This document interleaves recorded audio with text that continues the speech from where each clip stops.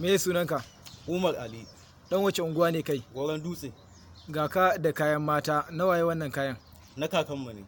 A ina ka saka su? A jikina. Yanzu ga ka a hannun 'yan sanda, a ina aka kama ka? A FC ina shirin shiga. Na ka shiga?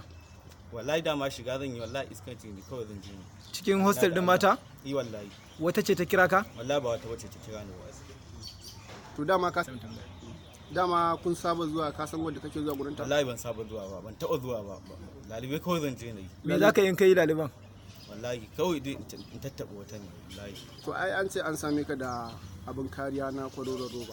Abin me? Kwandom guda nawa aka samu a wurin ka? A wallahi ba a samu komai a wajena ba. A haka kawai za ka je kai lalibe? Yi wallahi tsakanina da Allah. To amma azalce.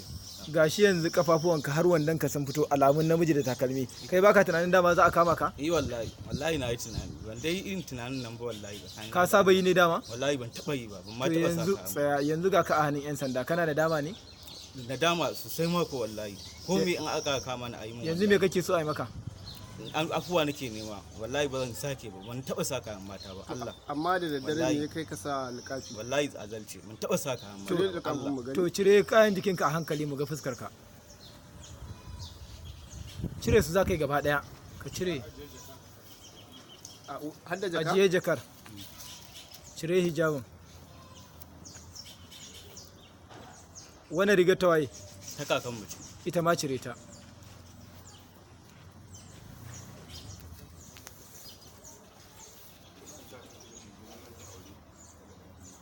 Hadda bireziya ka sa? Yi wallahi. Ita kuma ina ka samu ta? Ita a gidan mu take.